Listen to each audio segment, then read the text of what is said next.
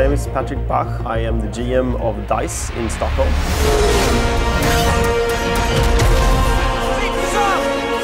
So Star Wars Battlefront is actually a game that has been around for some time. The IP is primarily a multiplayer shooter. What happened just a couple of years ago was that Disney and Lucasfilm approached us to create a new Star Wars Battlefront.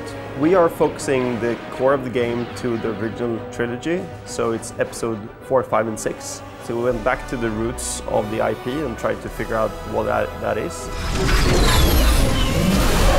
We've been extremely detailed about all the assets that we're having in the game. We actually went over to Lucasfilm and their archives to scan all the original props to get you immersed into the Star Wars universe and the feeling you get in the original movie. So it's actually the lightsaber, it's the X-Wing that you saw in the original movie. So we're using a technology called photogrammetry. This means that you actually take hundreds of photos of an object and you use software to stitch these together and create a 3D model in a computer, and that then gets placed in the game engine.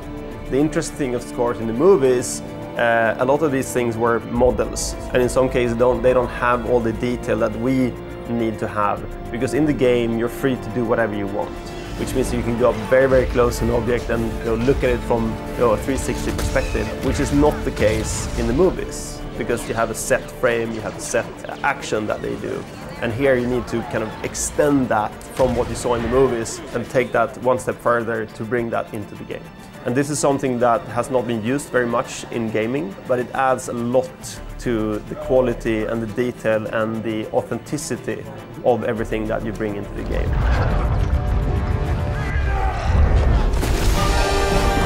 The game is kind of quite broad when it comes to the amount of Star Wars fantasies you want to fulfill. And of course there's a lot of different environments to kind of play out your battle fantasies in.